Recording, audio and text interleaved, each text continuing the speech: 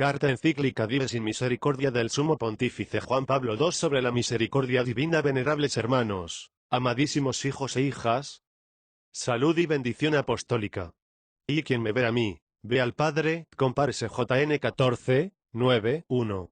Revelación de la misericordia. Dios rico en misericordia, un es el que Jesucristo nos ha revelado como Padre. Cabalmente su Hijo, en sí mismo, nos lo ha manifestado y nos lo ha hecho conocer. 2. A este respecto, es digno de recordar aquel momento en que Felipe, uno de los 12 apóstoles, dirigiéndose a Cristo, le dijo: Señor, muéstranos al Padre y nos basta. Jesús le respondió: tanto tiempo ha que estoy con vosotros y no me habéis conocido. El que me ha visto a mí ha visto al Padre. 3. Estas palabras fueron pronunciadas en el discurso de despedida, al final de la cena pascual, a la que siguieron los acontecimientos de aquellos días santos, en que debía quedar corroborado de una vez para siempre el hecho de que Dios, que es rico en misericordia, por el gran amor con que nos amó, y estando nosotros muertos por nuestros delitos, nos dio vida por Cristo. 4. Siguiendo las enseñanzas del Concilio Vaticano II y en correspondencia con las necesidades particulares de los tiempos en que vivimos, he dedicado la encíclica Redemptor Hominis a la verdad sobre el hombre, verdad que nos es revelada en Cristo, en toda su plenitud y profundidad. Una exigencia de no menor importancia, en estos tiempos críticos y nada fáciles, me impulsa a descubrir una vez más en el mismo Cristo el rostro del Padre, que es misericordioso y Dios de todo consuelo. 5. Efectivamente, en la Constitución Gaudium et Spes leemos: Cristo, el nuevo Adán, manifiesta plenamente el hombre al propio hombre, y le descubre la sublimidad de su vocación, y esto lo hace en la misma revelación del misterio del Padre y de su amor. 6. Las palabras citadas son un claro testimonio de que la manifestación del hombre en la plena dignidad de su naturaleza no puede tener lugar sin la referencia, no sólo conceptual, sino también íntegramente existencial, a Dios. El hombre y su vocación suprema se desvelan en Cristo mediante la revelación del misterio del Padre y de su amor. Por esto mismo, es conveniente ahora que volvamos la mirada a este misterio, lo están sugiriendo múltiples experiencias de la Iglesia y del hombre contemporáneo, lo exigen también las invocaciones de tantos corazones humanos, con sus sufrimientos y esperanzas, sus angustias y expectación. Si es verdad que todo hombre es en cierto sentido la vía de la Iglesia, como dije en la encíclica Redemptor Hominis, al mismo tiempo el Evangelio y toda la tradición nos están indicando constantemente que hemos de recorrer esta vía con todo hombre, tal como Cristo la ha trazado, revelando en sí mismo al Padre junto con su amor. 7. En Cristo Jesús, todavía hacia el hombre, cual le ha sido confiado de una vez para siempre a la Iglesia en el mutable contexto de los tiempos, es simultáneamente un caminar al encuentro con el Padre y su amor. El Concilio Vaticano II ha confirmado esta verdad según las exigencias de nuestros tiempos. Cuanto más se centre en el hombre la misión desarrollada por la Iglesia, cuanto más sea, por decirlo así, antropocéntrica, tanto más debe corroborarse y realizarse teocéntricamente, esto es, orientarse al Padre en Cristo Jesús. Mientras las diversas corrientes del pasado y presente del pensamiento humano han sido y siguen siendo propensas a dividir e incluso contraponer el teocentrismo y el antropocentrismo, la Iglesia en cambio, siguiendo a Cristo, trata de unirlas en la historia del hombre de manera orgánica y profunda. Este es también uno de los principios fundamentales, y quizás el más importante, del magisterio del último concilio. Si pues en la actual fase de la historia de la Iglesia nos proponemos como cometido preeminente actuar la doctrina del Gran Concilio, debemos en consecuencia volver sobre este principio con fe, con mente abierta y con el corazón. Ya en mi citada encíclica he tratado de poner de relieve que el ahondar y enriquecer de múltiples formas la conciencia de la Iglesia, fruto del mismo concilio, debe abrir más ampliamente nuestra inteligencia y nuestro corazón a Cristo mismo. Hoy quiero añadir que la apertura a Cristo, que en cuanto Redentor del mundo, revela plenamente el hombre al mismo hombre, no puede llevarse a efecto más que a través de una referencia cada vez más madura al Padre y a su amor. 2. Encarnación de la misericordia. Dios, que habita una luz inaccesible, 8. Habla a la vez al hombre con el lenguaje de todo el cosmos. En efecto, desde la creación del mundo, lo invisible de Dios, su eterno poder y divinidad, son conocidos mediante las obras. 9. Este conocimiento indirecto e imperfecto, obra del entendimiento que busca a Dios por medio de las criaturas a través del mundo visible, no es aún visión del Padre. A Dios nadie lo ha visto, escribe San Juan para dar mayor relieve a la verdad, según la cual, precisamente el Hijo unigénito que está en el seno del Padre, se le ha dado a conocer. 10. Esta revelación manifiesta a Dios en el insondable misterio de su ser, uno y trino, rodeado de luz inaccesible.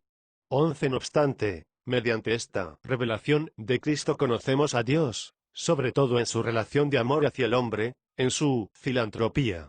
12. Es justamente ahí donde sus perfecciones invisibles se hacen de modo especial visibles, incomparablemente más visibles que a través de todas las demás obras realizadas por él. Tales perfecciones se hacen visibles en Cristo y por Cristo, a través de sus acciones y palabras y, finalmente, mediante su muerte en la cruz y su resurrección.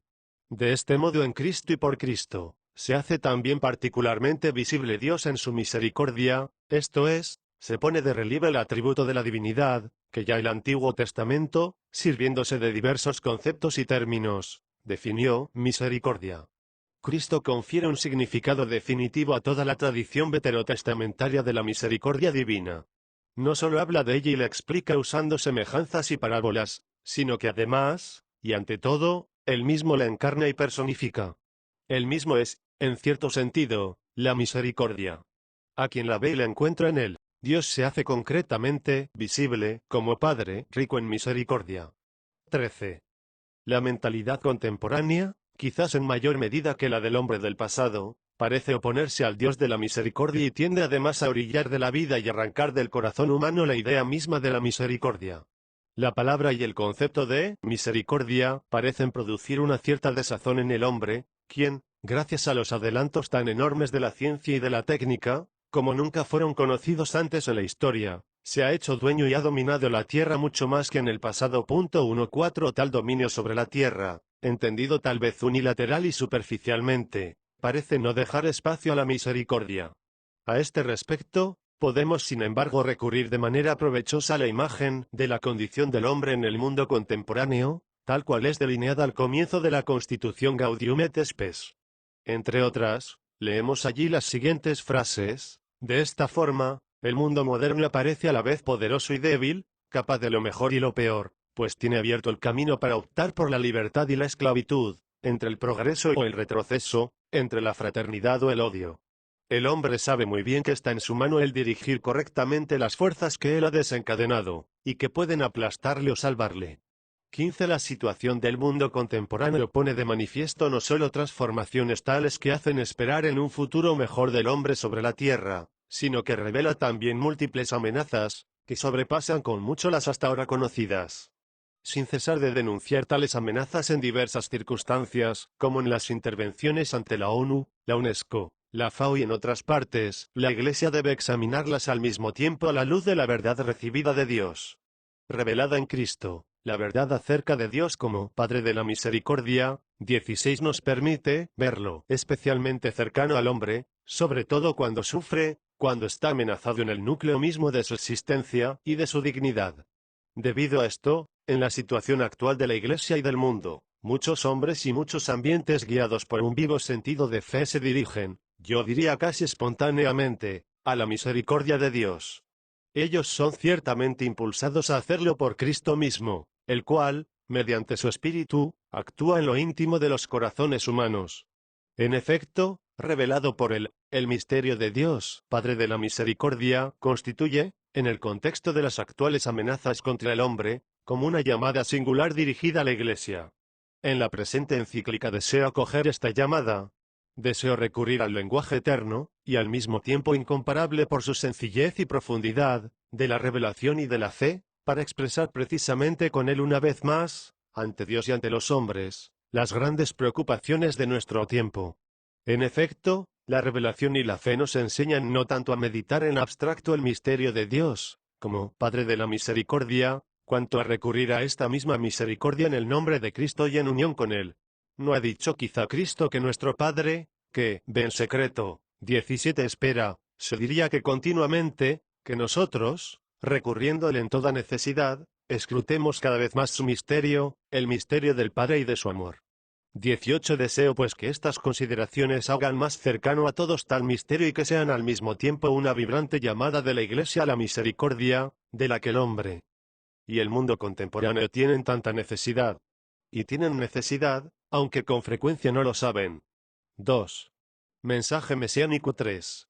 Cuando Cristo comenzó a obrar y enseñar ante sus conciudadanos en Nazaret, Cristo hace alusión a las palabras del profeta Isaías: «El Espíritu del Señor está sobre mí, porque me ungió para evangelizar a los pobres, me envió a predicar a los cautivos la libertad, a los ciegos la recuperación de la vista, para poner en libertad a los oprimidos, para anunciar un año de gracia del Señor».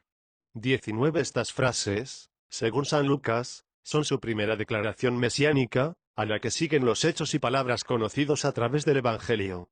Mediante tales hechos y palabras, Cristo hace presente al Padre entre los hombres.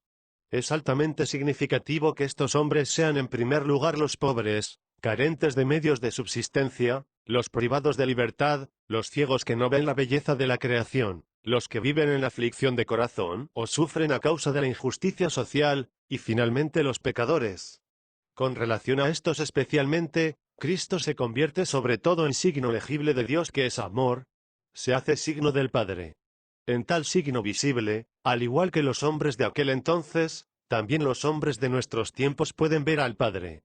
Es significativo que, cuando los mensajeros enviados por Juan Bautista llegaron donde estaba Jesús para preguntarle: ¿eres tú el que ha de venir o tenemos que esperar a otro?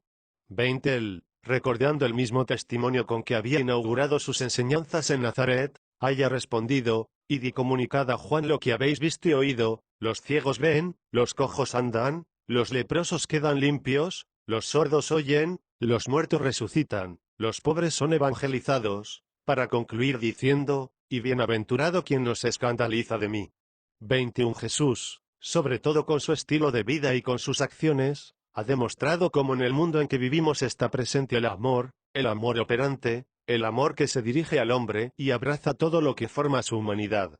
Este amor se hace notar particularmente en el contacto con el sufrimiento, la injusticia, la pobreza, en contacto con toda la condición humana, histórica, que de distintos modos manifiesta la limitación y la fragilidad del hombre, bien sea física, bien sea moral. Cabalmente el modo y el ámbito en que se manifiesta el amor es llamado misericordia en el lenguaje bíblico. Cristo revela a Dios que es Padre, que es amor, como dirá San Juan en su primera carta. 22. Revela a Dios, rico de misericordia, como leemos en San Pablo. 2.3. Esta verdad, más que tema de enseñanza, constituye una realidad que Cristo nos ha hecho presente. Hacer presente al Padre en cuanto a amor y misericordia es en la conciencia de Cristo mismo la prueba fundamental de su misión de Mesías. Lo corroboran las palabras pronunciadas por él primeramente en la sinagoga de Nazaret y más tarde ante sus discípulos, y antes los enviados por Juan Bautista. En base a tal modo de manifestar la presencia de Dios que es Padre, amor y misericordia, Jesús hace de la misma misericordia uno de los temas principales de su predicación. Como de costumbre, también aquí enseña preferentemente en parábolas, debido a que éstas expresan mejor la esencia misma de las cosas. Baste recordar la parábola del Hijo Pródigo 24 o la del Buen Samaritano 25 y también, como contraste, la parábola del siervo inicuo. 26. Son muchos los pasos de las enseñanzas de Cristo, que ponen de manifiesto el amor misericordia bajo un aspecto siempre nuevo. Basta tener ante los ojos al buen pastor en busca de la oveja extraviada 27 o la mujer que barre la casa buscando la dracma perdida. 28. El evangelista, que trata con detalle estos temas en las enseñanzas de Cristo, es San Lucas, cuyo evangelio ha merecido ser llamado el Evangelio de la Misericordia. Cuando se habla de la predicación, se plantea un problema de capital importancia por lo que se refiere al significado de los términos y al contenido del concepto, sobre todo del concepto de misericordia, en su relación con el concepto de amor. Comprender esos contenidos es la clave para entender la realidad misma de la misericordia. Y es esto lo que realmente nos importa. No obstante, antes de dedicar ulteriormente una parte de nuestras consideraciones a este tema, es decir, antes de establecer el significado de los vocablos y el contenido propio del concepto de misericordia, es necesario constatar que Cristo, al revelar el amor misericordia de Dios, exigía al mismo tiempo a los hombres que a su vez se dejasen guiar en su vida por el amor y la misericordia. Esta exigencia forma parte del núcleo mismo del mensaje mesiánico y constituye la esencia del etos evangélico. El Maestro lo expresa bien sea a través del mandamiento definido por él como el más grande, 29 bien en forma de bendición, cuando en el discurso de la montaña proclama, bienaventurados los misericordiosos, porque ellos alcanzarán misericordia. 30. De este modo, el mensaje mesiánico acerca de la misericordia conserva una particular dimensión divino-humana. Cristo, en cuanto a cumplimiento de las profecías mesiánicas, al convertirse en la encarnación del amor, que se manifiesta con peculiar fuerza respecto a los que sufren, a los infelices y a los pecadores, hace presente y revela de este modo más plenamente al Padre, que es Dios, rico en misericordia. Asimismo, al convertirse para los hombres en modelo del amor misericordioso hacia los demás, Cristo proclama con las obras, más que con las palabras, la apelación a la misericordia, que es una de las componentes esenciales del etos evangélico. En este caso no se trata solo de cumplir un mandamiento o una exigencia de naturaleza ética, sino también de satisfacer una condición de capital importancia, a fin de que Dios pueda revelarse en su misericordia hacia el hombre. Los misericordiosos alcanzarán misericordia. 3. El Antiguo Testamento 4. El concepto de misericordia. En el Antiguo Testamento el concepto de misericordia tiene en el Antiguo Testamento una larga y rica historia. Debemos remontarnos hasta ella para que resplandezca más plenamente la misericordia revelada por Cristo. Al revelarla con sus obras y sus enseñanzas, Él se estaba dirigiendo a hombres, que no solo conocían el concepto de misericordia, sino que además, en cuanto pueblo de Dios de la antigua alianza, habían sacado de su historia plurisecular una experiencia peculiar de la misericordia de Dios. Esta experiencia era social y comunitaria, como también individual e interior. Efectivamente, Israel fue el pueblo de la alianza con Dios, alianza que rompió muchas veces. Cuando a su vez adquiría conciencia de la propia infidelidad, y a lo largo de la historia de Israel no faltan profetas y hombres que despiertan tal conciencia, se apelaba a la misericordia. A este respecto los libros del Antiguo Testamento nos ofrecen muchísimos testimonios.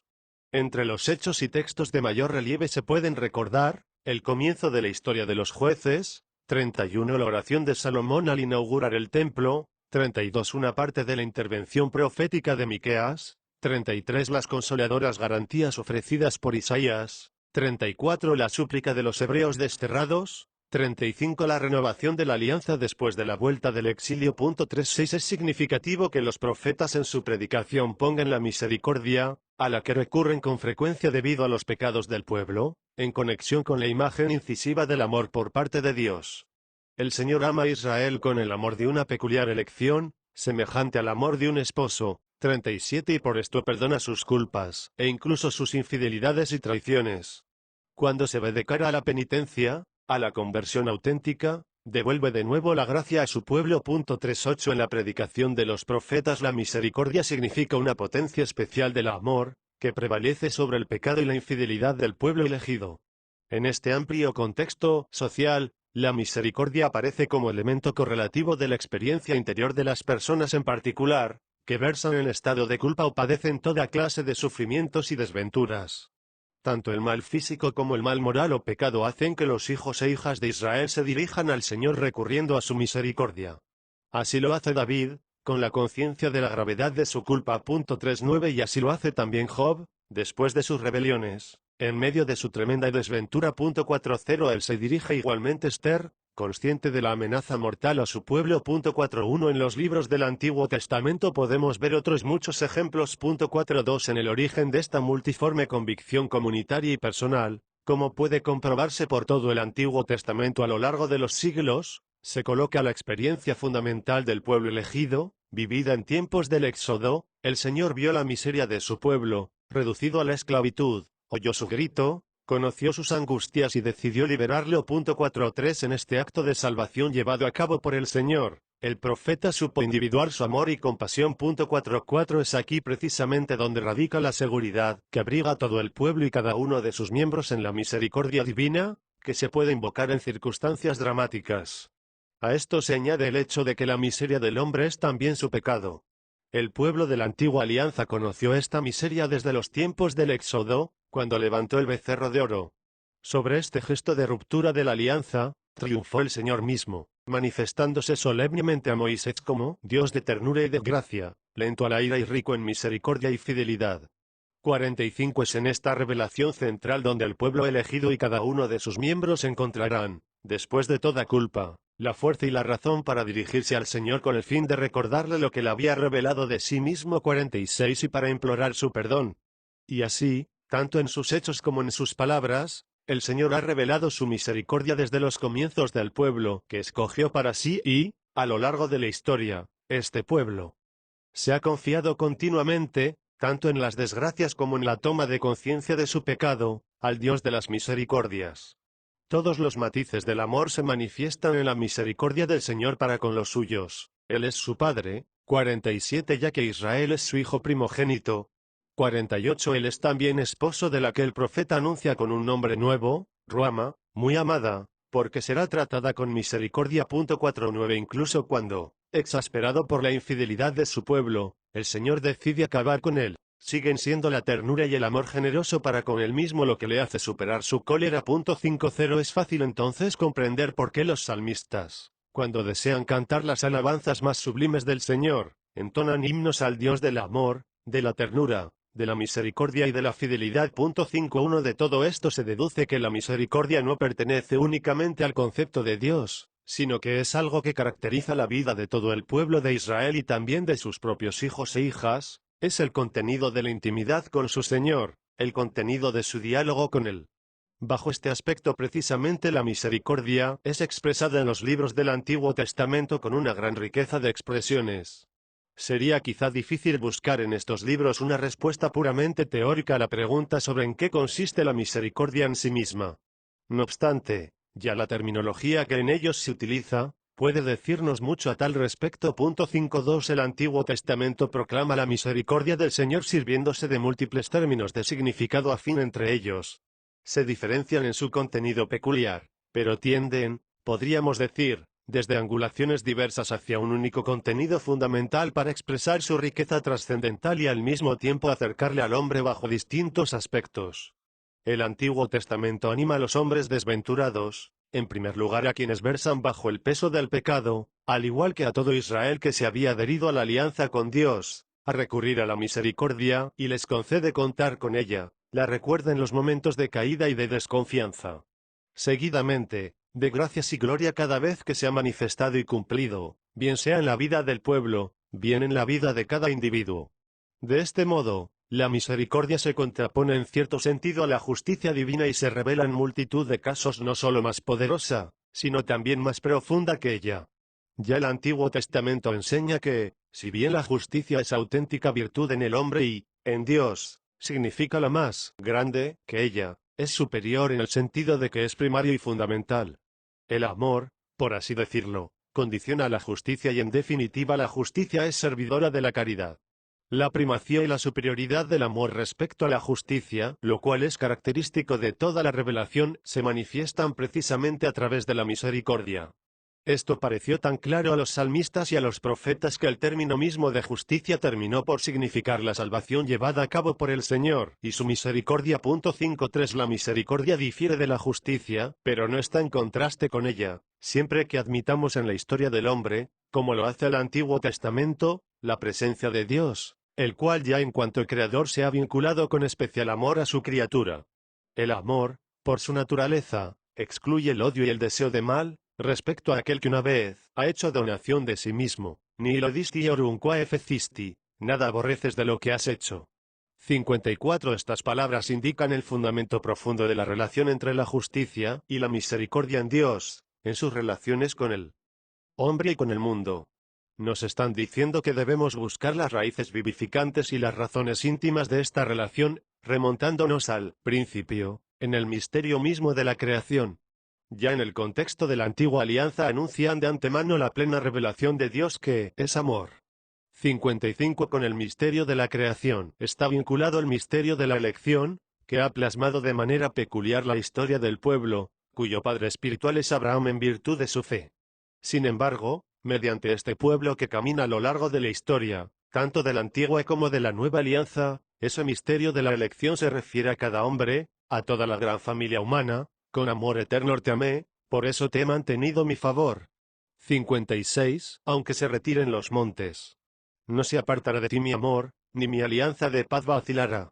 57 Esta verdad, anunciada un día a Israel, lleva dentro de sí la perspectiva de la historia entera del hombre, perspectiva que es a la vez temporal y escatológica. 5.8 Cristo revela el Padre en la misma perspectiva, y sobre un terreno ya preparado, como lo demuestran amplias páginas de los escritos del Antiguo Testamento.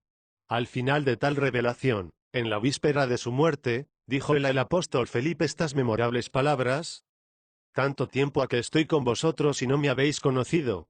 El que me ha visto a mí, ha visto al Padre». 59.4. La parábola del Hijo Pródigo. 5.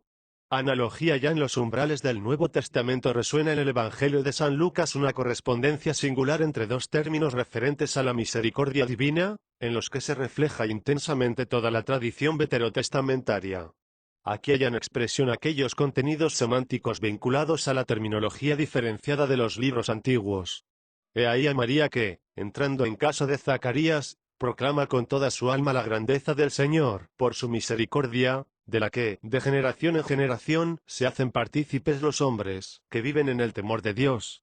Poco después, recordando la elección de Israel, ella proclama la misericordia, de la que se recuerda desde siempre el que la escogió a ella. 60 Sucesivamente, al nacer Juan Bautista, en la misma casa su padre Zacarías, bendiciendo al Dios de Israel, glorifica la misericordia que ha concedido a nuestros padres y se ha recordado de su santa alianza. 61 En las enseñanzas de Cristo mismo, esta imagen heredada del Antiguo Testamento se simplifica y a la vez se profundiza. Esto se ve quizá con más evidencia en la parábola del Hijo Pródigo, 62, donde la esencia de la misericordia divina, aunque la palabra misericordia no se encuentre allí, es expresada de manera particularmente límpida.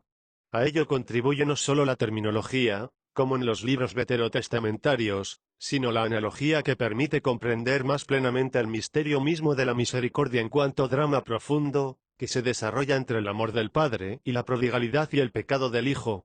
Aquel hijo, que recibe del padre la parte de patrimonio que le corresponde y abandona la casa para malgastarla en un país lejano, viviendo disolutamente, es en cierto sentido el hombre de todos los tiempos, comenzando por aquel que primeramente perdió la herencia de la gracia y de la justicia original.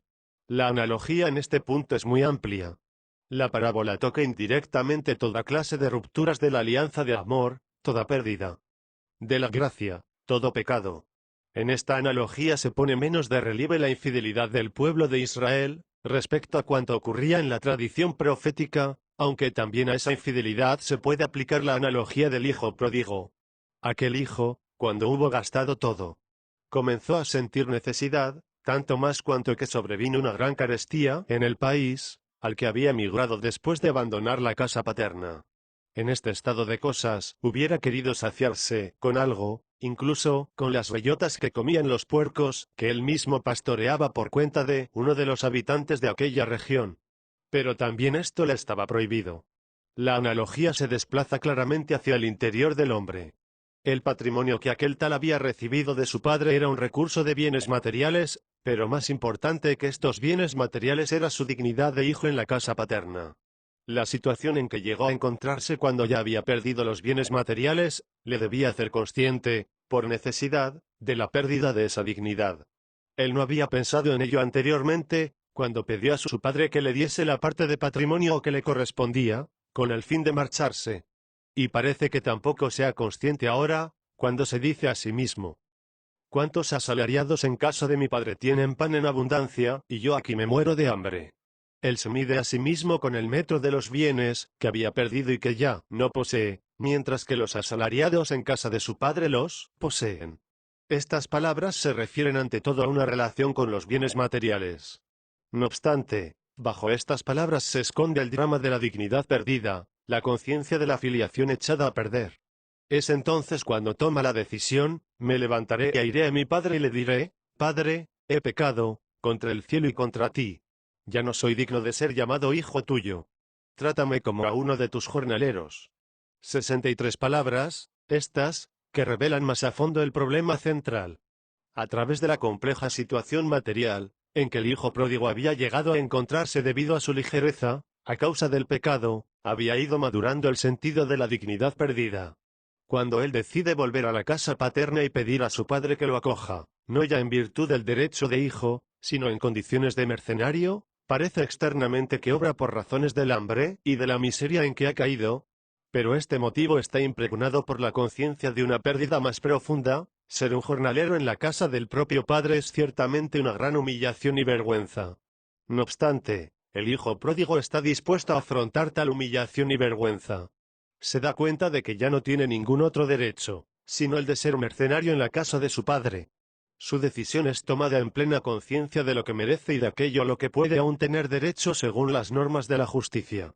Precisamente este razonamiento demuestra que, en el centro de la conciencia del hijo pródigo, emerge el sentido de la dignidad perdida, de aquella dignidad que brota de la relación del hijo con el padre. Con esta decisión emprende el camino.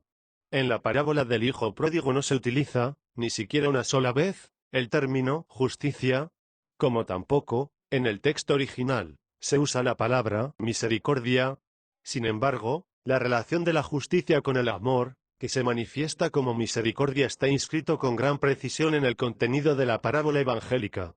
Se hace más obvio que el amor se transforma en misericordia, cuando hay que superar la norma precisa de la justicia, precisa y a veces demasiado estrecha.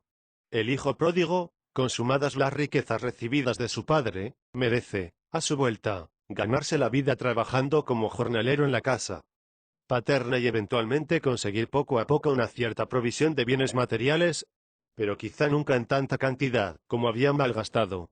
Tales serían las exigencias del orden de la justicia.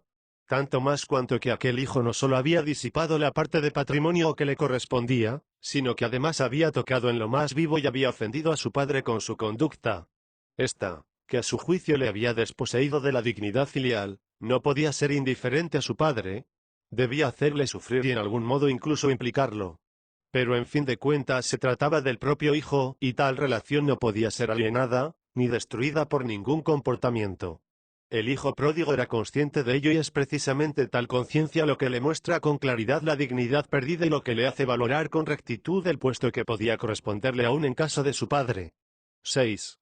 Reflexión particular sobre la dignidad humana. Esta imagen concreta del estado de ánimo del hijo pródigo nos permite comprender con exactitud en qué consiste la misericordia divina.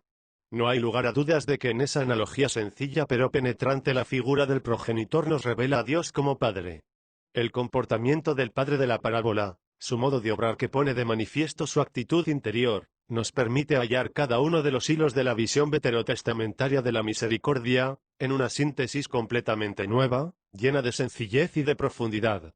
El padre del hijo pródigo es fiel a su paternidad, fiel al amor que desde siempre sentía por su hijo. Tal fidelidad se expresa en la parábola no solo con la inmediata prontitud en acogerlo cuando vuelve a casa después de haber malgastado el patrimonio. Se expresa aún más plenamente con aquella alegría, con aquel aire festivo tan generoso respecto al disipador después de su vuelta, de tal manera que suscita contrariedad y envidia en el hermano mayor, que no se había alejado nunca del padre ni había abandonado la casa. La fidelidad a sí mismo por parte del padre, un comportamiento ya conocido por el término veterotestamentario, esed, es expresada al mismo tiempo de manera singularmente impregnada de amor. Leemos en efecto que cuando el padre divisó de lejos al hijo pródigo que volvía a casa, le salió conmovido al encuentro, le echó los brazos al cuello y lo besó. 64 Está obrando ciertamente a impulsos de un profundo afecto, lo cual explica también su generosidad hacia el hijo, aquella generosidad que indignará tanto al hijo mayor. Sin embargo, las causas de la conmoción hay que buscarlas más en profundidad. Sí, el padre es consciente de que se ha salvado un bien fundamental, el bien de la humanidad de su hijo. Si bien éste había malgastado el patrimonio, no obstante ha quedado a salvo su humanidad. Es más, esta ha sido de algún modo encontrada de nuevo. Lo dicen las palabras dirigidas por el padre al hijo mayor: había que hacer fiesta y alegrarse porque este hermano tuyo había muerto y ha resucitado, se había perdido y ha sido hallado. 65 En el mismo capítulo 15 del Evangelio de San Lucas, leemos la parábola de la oveja extraviada 66 y sucesivamente de la dracma perdida. 67 Se pone siempre de relieve la misma alegría, presente en el caso del hijo pródigo. La fidelidad del padre a sí mismo está totalmente centrada en la humanidad del hijo perdido, en su dignidad. Así se explica ante todo la alegre conmoción por su vuelta a casa. Prosiguiendo, se puede decir por tanto que el amor hacia el hijo, el amor que brota de la esencia misma de la paternidad, obliga en cierto sentido al padre a tener solicitud por la dignidad del hijo. Esta solicitud constituye la medida de su amor, como escribirá San Pablo, La caridad es paciente, es benigna. No es interesada, no se irrita. No se alegra de la injusticia, se complace en la verdad. Todo lo espera, todo lo tolera, y no pasa jamás. 68. La misericordia, tal como Cristo nos la ha presentado en la parábola del Hijo Pródigo, tiene la forma interior del amor, que en el Nuevo Testamento se llama agape. Tal amor es capaz de inclinarse hacia todo hijo pródigo, toda miseria humana y singularmente hacia toda miseria moral o pecado. Cuando esto ocurre, el que es objeto de misericordia no se siente humillado, sino como hallado de nuevo y revalorizado. El Padre le manifiesta, particularmente, su alegría por haber sido hallado de nuevo y por haber resucitado. Esta alegría indica un bien inviolado, un hijo, por más que sea pródigo, no deja de ser hijo real de su padre. Indica además un bien hallado de nuevo, que en el caso del hijo pródigo fue la vuelta a la verdad de sí mismo. Lo que ha ocurrido en la relación del padre con el hijo, en la parábola de Cristo, no se puede valorar desde fuera. Nuestros prejuicios en torno al tema de la misericordia son a lo más el resultado de una valoración exterior. Ocurre a veces que, siguiendo tal sistema de valoración, percibimos principalmente en la misericordia una relación de desigualdad entre el que la ofrece y el que la recibe. Consiguientemente estamos dispuestos a deducir que la misericordia difama a quien la recibe y ofende la dignidad del hombre. La parábola del hijo pródigo demuestra cuán diversa es la realidad. La relación de misericordia se funda en la común experiencia de aquel bien que es el hombre, sobre la común experiencia de la dignidad que le es propia. Esta experiencia común hace que el hijo pródigo comience a verse a sí mismo y sus acciones con toda verdad. Semejante visión en la verdad es auténtica humildad. En cambio, para el padre, y precisamente por esto, el hijo se convierte en un bien particular. El padre ve el bien que se han realizado con una claridad tan límpida, gracias a una irradiación misteriosa de la verdad y del amor, que parece olvidarse de todo el mal que el hijo había cometido. La parábola del hijo pródigo expresa de manera sencilla, pero profunda la realidad de la conversión. Esta es la expresión más concreta de la obra del amor y de la presencia de la misericordia en el mundo humano. El significado verdadero y propio de la misericordia en el mundo no consiste únicamente en la mirada, aunque sea la más penetrante y compasiva, dirigida al mal moral, físico o material. La misericordia se manifiesta en su aspecto verdadero y propio, cuando revalida, promueve y extrae el bien de todas las formas de mal existentes en el mundo y en el hombre. Así entendida, constituye el contenido fundamental del mensaje mesiánico de Cristo y la fuerza constitutiva de su misión. Así entendían también y practicaban la misericordia sus discípulos y seguidores. Ella no cesó nunca de revelarse en sus corazones y en sus acciones, como una prueba singularmente creadora del amor que no se deja vencer por el mal, sino que vence con el bien al mal. 69. Es necesario que el rostro genuino de la misericordia sea siempre desvelado de nuevo. No obstante múltiples prejuicios, ella se presenta particularmente necesaria en nuestros tiempos. El misterio pascual 7. Misericordia revelada en la cruz y en la resurrección. El mensaje mesiánico de Cristo y su actividad entre los hombres terminan con la cruz y la resurrección. Debemos penetrar hasta lo hondo en este acontecimiento final que, de modo especial en el lenguaje conciliar, es definido mysterium paschale, si queremos expresar profundamente la verdad de la misericordia, tal como ha sido hondamente revelada en la historia de nuestra salvación. En este punto de nuestras consideraciones, tendremos que acercarnos más aún al contenido de la encíclica Redemptor Hominis. En efecto, si la realidad de la redención, en su dimensión humana desvela la grandeza inaudita del hombre, que mereció tener tan gran Redentor, 70 al mismo tiempo yo diría que la dimensión divina de la redención nos permite, en el momento más empírico e histórico, desvelar la profundidad de aquel amor, que no se echa atrás ante el extraordinario sacrificio del Hijo, para colmar la fidelidad del Creador y Padre respecto a los hombres creados a su imagen, y ya desde el principio, elegidos, en este Hijo, para la gracia y la gloria. Los acontecimientos del Viernes Santo y, aún antes, la oración en Getsemaní, introducen en todo el curso de la revelación del amor y de la misericordia, en la misión mesiánica de Cristo, un cambio fundamental. El que pasó haciendo el bien y sanando. 71, curando toda clase de dolencias y enfermedades. 72. Él mismo parece merecer ahora la más grande misericordia y apelarse a la misericordia cuando es arrestado, ultrajado, condenado, flagelado, coronado de espinas. cuando es clavado en la cruz, y expira entre terribles tormentos. 73 Es entonces cuando merece de modo particular la misericordia de los hombres, a quienes ha hecho el bien, y no la recibe. Incluso aquellos que están más cercanos a él, no saben protegerlo y arrancarlo de las manos de los opresores. En esta etapa final de la función mesiánica se cumplen en Cristo las palabras pronunciadas por los profetas, sobre todo Isaías, acerca del siervo de Yahvé: por sus llagas hemos sido curados. 74 Cristo, en cuanto hombre que sufre realmente y de modo terrible en el huerto de los olivos y en el Calvario, se dirige al Padre, aquel Padre, cuyo amor ha predicado a los hombres, cuya misericordia ha testimoniado con todas sus obras.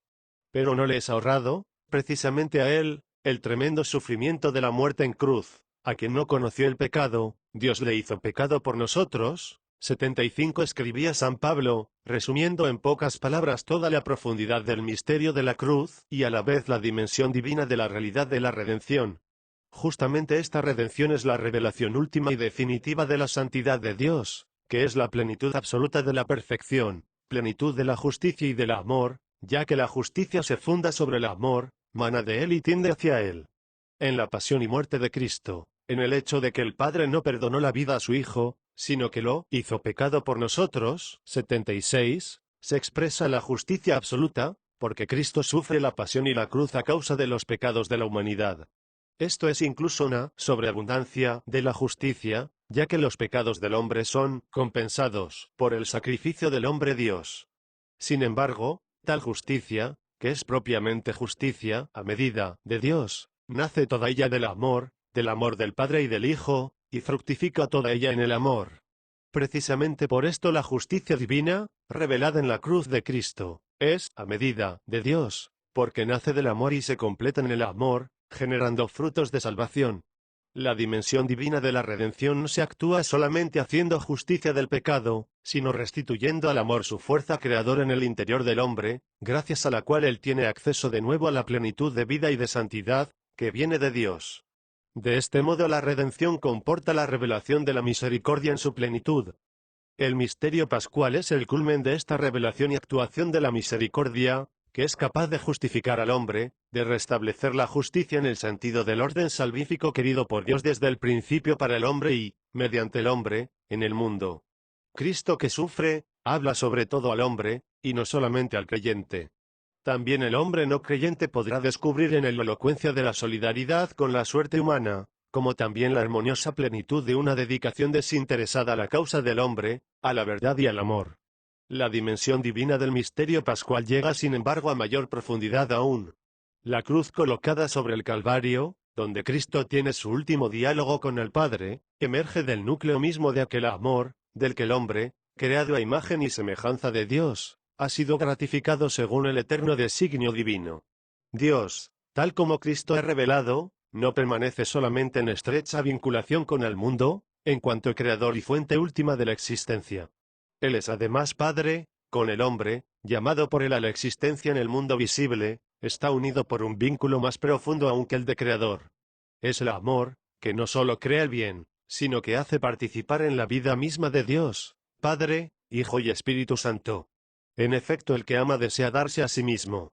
La cruz de Cristo sobre el Calvario surge en el camino de aquel admirabile commercium, de aquel admirable comunicarse de Dios al hombre en el que está contenida a su vez la llamada dirigida al hombre, a fin de que, donándose a sí mismo Dios y donando consigo mismo todo el mundo visible, participe en la vida divina, y para que como hijo adoptivo se haga partícipe de la verdad y del amor que está en Dios y proviene de Dios.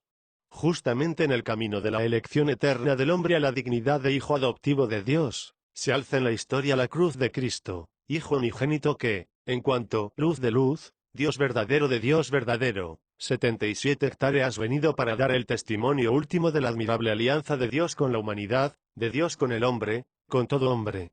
Esta alianza tan antigua como el hombre, se remonta al misterio mismo de la creación, restablecida posteriormente en varias ocasiones con un único pueblo elegido, es asimismo la alianza nueva y definitiva, establecida allí, en el Calvario, y no limitada ya a un único pueblo, a Israel, sino abierta a todos y cada uno.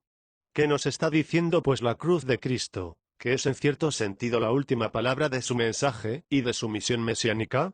Y sin embargo esta no es aún la última palabra del Dios de la alianza, esa palabra será pronunciada en aquella alborada, cuando las mujeres primero y los apóstoles después, venidos al sepulcro de Cristo crucificado, verán la tumba vacía y proclamarán por vez primera, ha resucitado. Ellos lo repetirán a los otros y serán testigos de Cristo resucitado. No obstante, también en esta glorificación del Hijo de Dios sigue estando presente la cruz, la cual, a través de todo el testimonio mesiánico del hombre Hijo, que sufrió en ella la muerte, habla y no cesa nunca de decir que Dios Padre, que es absolutamente fiel a su eterno amor por el hombre, ya que tanto amó al mundo, por tanto al hombre en el mundo, que le dio a su Hijo unigénito, para que quien crea en él no muera, sino que tenga la vida eterna. 78. Creer en el Hijo crucificado significa ver al Padre. 79. Significa creer que el amor está presente en el mundo y que este amor es más fuerte que toda clase de mal, en que el hombre, la humanidad, el mundo están metidos.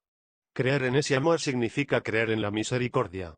En efecto, es esta la dimensión indispensable del amor, es como su segundo nombre y a la vez el modo específico de su revelación y actuación respecto a la realidad del mal presente en el mundo que afecta al hombre y lo asedia, que se insinúa a sí mismo en su corazón y puede hacerle perecer en la ajena.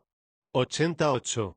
Amor más fuerte que la muerte, más fuerte que el pecado. La cruz de Cristo en el Calvario es asimismo testimonio de la fuerza del mal contra el mismo Hijo de Dios, contra aquel que, único entre los hijos de los hombres, era por su naturaleza absolutamente inocente y libre de pecado, y cuya venida al mundo estuvo exenta de la desobediencia de Adán y de la herencia del pecado original.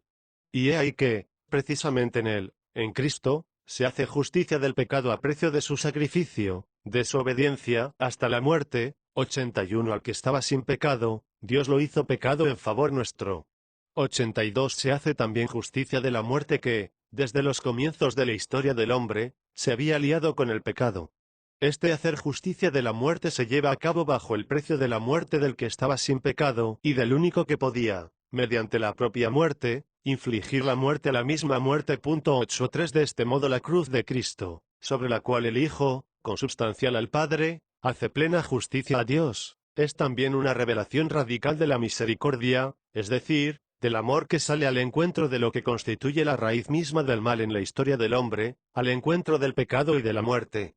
La cruz es la inclinación más profunda de la divinidad hacia el hombre, y todo lo que el hombre, de modo especial en los momentos difíciles y dolorosos, llama su infeliz destino. La cruz es como un toque del amor eterno sobre las heridas más dolorosas de la existencia terrena del hombre, es el cumplimiento, hasta el final, del programa mesiánico que Cristo formuló una vez en la sinagoga de Nazaret 84 y repitió más tarde ante los enviados de Juan Bautista. 85. Según las palabras ya escritas en la profecía de Isaías 86. Tal programa consistía en la revelación del amor misericordioso a los pobres, los que sufren, los prisioneros, los ciegos, los oprimidos y los pecadores.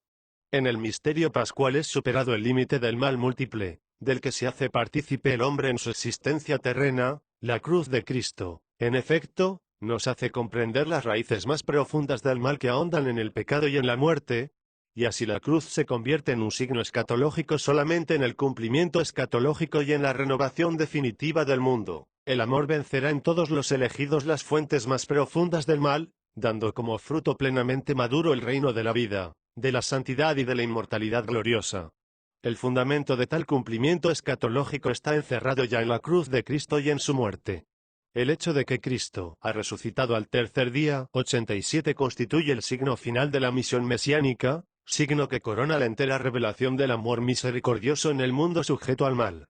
Esto constituye a la vez el signo que preanuncia un cielo nuevo y una tierra nueva. 88. Cuando Dios enjugará las lágrimas de nuestros ojos, no habrá ya muerte, ni luto, ni llanto, ni afán, porque las cosas de antes han pasado.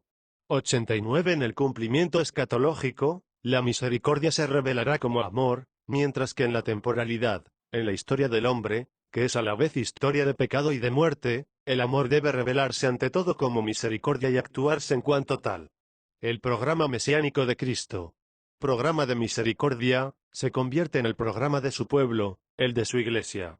Al centro del mismo está siempre la cruz, ya que en ella la revelación del amor misericordioso alcanza su punto culminante.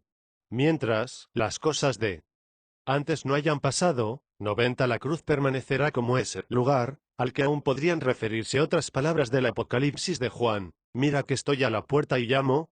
Si alguno escucha mi voz y abre la puerta, yo entraré a él y cenaré con él y él conmigo. 91 De manera particular Dios revela a sí mismo su misericordia, cuando invita el hombre a la misericordia hacia su Hijo, hacia el crucificado. Cristo, en cuanto crucificado, es el verbo que no pasa. 92 Es el que está a la puerta y llama al corazón de todo hombre. 93 Sin coartar su libertad, tratando de sacar de esa misma libertad el amor, que es no solamente un acto de solidaridad con el Hijo del Hombre que sufre, sino también, en cierto modo, misericordia manifestada por cada uno de nosotros al Hijo del Padre Eterno.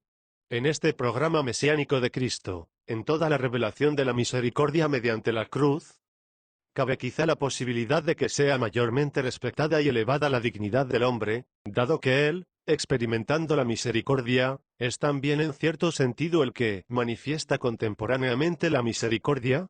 En definitiva, ¿no toma quizá Cristo tal posición respecto al hombre, cuando dice, cada vez que habéis hecho estas cosas a uno de estos, lo habéis hecho a mí?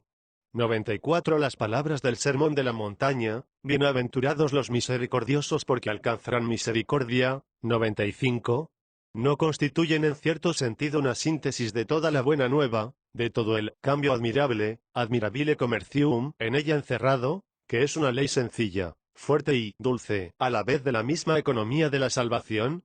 Estas palabras del Sermón de la Montaña, al hacer ver las posibilidades del corazón humano en su punto de partida, ser misericordiosos, no revelan quizá, dentro de la misma perspectiva, el misterio profundo de Dios, la inescrutable unidad del Padre, del Hijo y del Espíritu Santo, en la que el amor, conteniendo la justicia, abre el camino a la misericordia, que a su vez revela la perfección de la justicia. El misterio pascual es Cristo en el culmen de la revelación del inescrutable misterio de Dios. Precisamente entonces se cumplen hasta lo último las palabras pronunciadas en el cenáculo: quien me ha visto a mí, ha visto al Padre. 96 Efectivamente, Cristo, a quien el Padre no perdonó. 97 En bien del hombre y que en su pasión así como en el suplicio de la cruz no encontró misericordia humana, en su resurrección ha revelado la plenitud del amor que el Padre nutre por él y, en él, por todos los hombres. No es un Dios de muertos, sino de vivos. 98 En su resurrección Cristo ha revelado al Dios de amor misericordioso, precisamente porque ha aceptado la cruz como vía hacia la resurrección. Por esto, cuando recordamos la cruz de Cristo, su pasión y su muerte, nuestra fe y nuestra esperanza se centran en el resucitado, en Cristo que, la tarde de aquel mismo día, el primero después del sábado, se presentó en medio de ellos, en el cenáculo, donde estaban los discípulos. Alentó sobre ellos y les dijo: recibid el Espíritu Santo. A quienes perdonéis los pecados les serán perdonados y a quienes los retengáis les serán retenidos.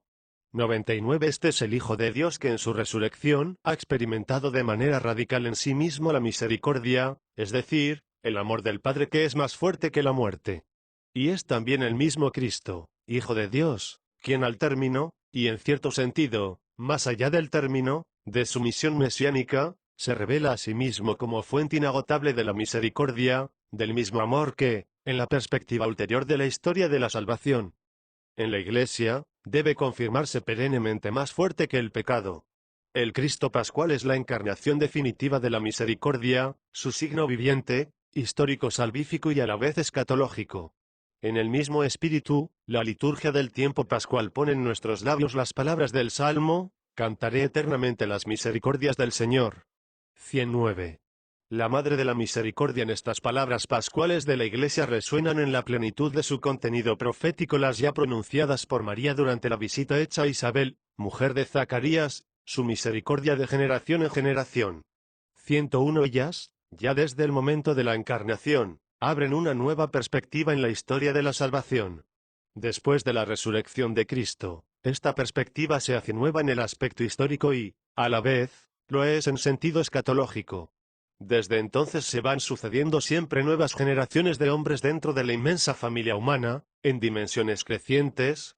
Se van sucediendo además nuevas generaciones del pueblo de Dios, marcadas por el estigma de la cruz y de la resurrección, selladas 102 a su vez con el signo del misterio pascual de Cristo, Revelación absoluta de la misericordia proclamada por María en el umbral de la casa de su pariente, su misericordia de generación en generación. 103. Además, María es la que de manera singular y excepcional ha experimentado, como nadie, la misericordia y, también de manera excepcional, ha hecho posible con el sacrificio de su corazón la propia participación en la revelación de la misericordia divina. Tal sacrificio está estrechamente vinculado con la cruz de su Hijo, a cuyos pies ella se encontraría en el Calvario. Este sacrificio suyo es una participación singular en la revelación de la misericordia, es decir, en la absoluta fidelidad de Dios al propio amor, a la alianza querida por él desde la eternidad y concluida en el tiempo con el hombre, con el pueblo, con la humanidad. Es la participación en la revelación definitivamente cumplida a través de la cruz.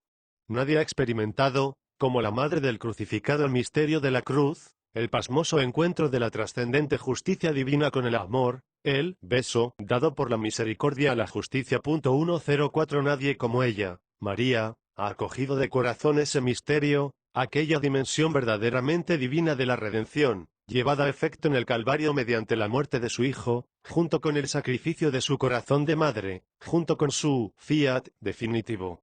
María pues es la que conoce más a fondo el misterio de la misericordia divina. Sabe su precio y sabe cuán alto es. En este sentido la llamamos también Madre de la Misericordia, Virgen de la Misericordia o Madre de la Divina Misericordia. En cada uno de estos títulos se encierra un profundo significado teológico, porque expresan la preparación particular de su alma, de toda su personalidad, sabiendo ver primeramente a través de los complicados acontecimientos de Israel, y de todo hombre y de la humanidad entera después, aquella misericordia de la que, por todas las generaciones, 105 nos hacemos partícipes según el eterno designio de la Santísima Trinidad. Los susodichos títulos que atribuimos a la Madre de Dios nos hablan no obstante de ella, por encima de todo, como Madre del crucificado y del resucitado, como de aquella que, habiendo experimentado la misericordia de modo excepcional, merece de igual manera tal misericordia a lo largo de toda su vida terrena, en particular a los pies de la cruz de su Hijo. Finalmente, como de aquella que a través de la participación escondida y, al mismo tiempo, incomparable en la misión mesiánica de su Hijo, ha sido llamada singularmente a acercar los hombres al amor que él había venido a revelar, amor que halla su expresión más concreta en aquellos que sufren, en los pobres, los prisioneros, los que no ven, los oprimidos y los pecadores, tal como habló de ellos Cristo, siguiendo la profecía de Isaías, primero en la sinagoga de Nazaret 106 y más tarde en respuesta a la pregunta hecha por los enviados de Juan Bautista. 107. Precisamente, en este amor misericordioso, manifestado ante todo en contacto con el mal moral y físico, participaba de manera singular y excepcional el corazón de la que fue madre del crucificado y del resucitado, participaba María. En ella y por ella, tal amor no cesa de revelarse en la historia de la Iglesia y de la humanidad. Tal revelación es especialmente fructuosa, porque se funda, por parte de la Madre de Dios, sobre el tacto singular de su corazón materno, sobre su sensibilidad particular, sobre su especial aptitud para llegar a todos aquellos que aceptan más fácilmente el amor misericordioso de parte de una madre. Es este uno de los misterios más grandes y vivificantes del cristianismo, tan íntimamente vinculado con el misterio de la encarnación. Esta maternidad de María en la economía de la gracia, tal como se expresa el Concilio Vaticano II, perdura sin cesar desde el momento del asentimiento que prestó fielmente en la Anunciación, y que mantuvo sin vacilar al pie de la cruz hasta la consumación perpetua de todos los elegidos. Pues asunta en los cielos, no ha dejado esta misión salvadora, sino que con su múltiple intercesión, continúa obteniéndonos los dones de la salvación eterna. Con su amor materno cuida a los hermanos de su Hijo, que todavía peregrinan y se hallan en peligros y ansiedad hasta que sean conducidos a la patria bienaventurada. 108 b. Misericordia. De generación en generación. 10. Imagen de nuestra generación. Tenemos pleno derecho a creer que también nuestra generación está comprendida en las palabras de la Madre de Dios, cuando glorificaba la misericordia, de la que, de generación en generación, son partícipes cuantos se dejan guiar por el temor de Dios. Las palabras del Magnificat mariano tienen un contenido profético, que afecta no solo al pasado de Israel, sino también al futuro del pueblo de Dios sobre la tierra.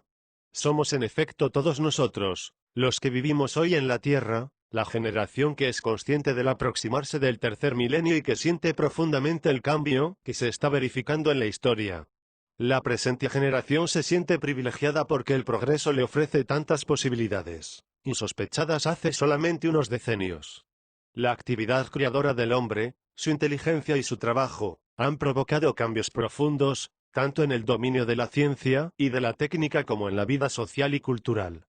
El hombre ha extendido su poder sobre la naturaleza, ha adquirido un conocimiento más profundo de las leyes de su comportamiento social, ha visto derrumbarse o atenuarse los obstáculos y distancias que separan hombres y naciones por un sentido acrecentado de lo universal, por una conciencia más clara de la unidad del género humano, por la aceptación de la dependencia recíproca dentro de una solidaridad auténtica, finalmente por el deseo, y la posibilidad, de entrar en contacto con sus hermanos y hermanas por encima de las divisiones artificiales de la geografía o las fronteras nacionales o raciales. Los jóvenes de hoy día, sobre todo, saben que los progresos de la ciencia y de la técnica son capaces de aportar no solo nuevos bienes materiales, sino también una participación más amplia a su conocimiento. El desarrollo de la informática, por ejemplo, multiplicará la capacidad creadora del hombre y le permitirá el acceso a las riquezas intelectuales y culturales de otros pueblos. Las nuevas técnicas de la comunicación favorecerán una mayor participación en los acontecimientos y un intercambio creciente de las ideas. Las adquisiciones de la ciencia biológica, psicológica o social ayudarán al hombre a penetrar mejor en la riqueza de su propio ser. Y si es verdad que ese progreso sigue siendo todavía muy a menudo el privilegio de los países industrializados, no se puede negar que la perspectiva de hacer beneficiarios a todos los pueblos y a todos los países no es ya una simple utopía, dado que existe una real voluntad política a este respecto. Pero al lado de todo esto, o más bien en todo esto, existen al mismo tiempo dificultades que se manifiestan en todo crecimiento. Existen inquietudes e imposibilidades que atañen a la respuesta profunda que el hombre sabe que debe dar. El panorama del mundo contemporáneo presenta también sombras y desequilibrios no siempre superficiales. La Constitución Pastoral Gaudium et Spes del Concilio Vaticano II no es ciertamente el único documento que trata de la vida de la generación contemporánea, pero es un documento de particular importancia.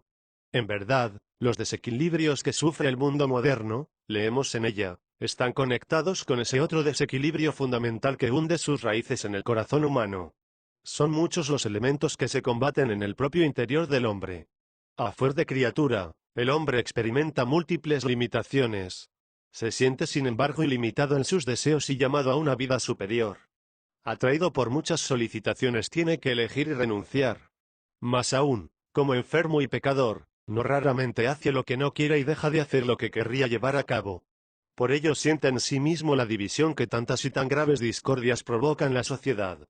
109. Hacia el final de la exposición introductoria de la misma, leemos: ante la actual evolución del mundo, son cada día más numerosos los que se plantean o los que acometen con nueva penetración las cuestiones más fundamentales.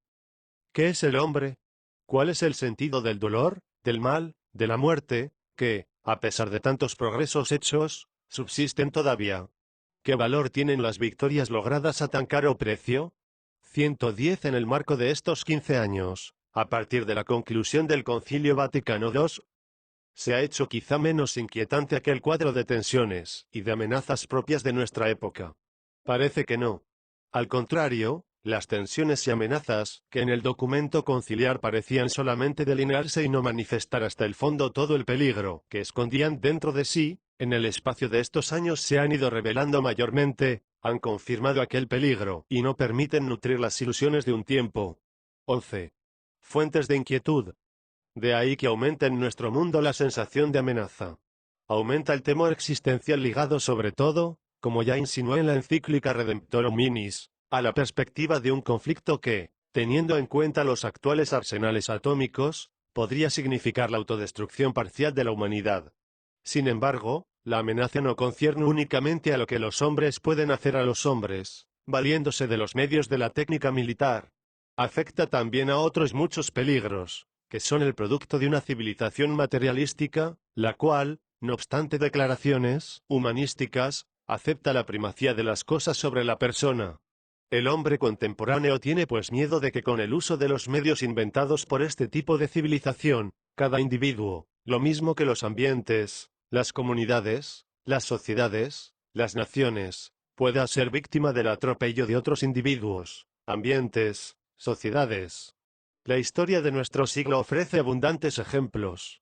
A pesar de todas las declaraciones sobre los derechos del hombre en su dimensión integral, esto es, en su existencial corporal y espiritual, no podemos decir que estos ejemplos sean solamente cosa del pasado. El hombre tiene precisamente miedo de ser víctima de una opresión que lo prive de la libertad interior, de la posibilidad de manifestar exteriormente la verdad de la que está convencido, de la fe que profesa, de la facultad de obedecer a la voz de la conciencia que le indica la recta vía a seguir.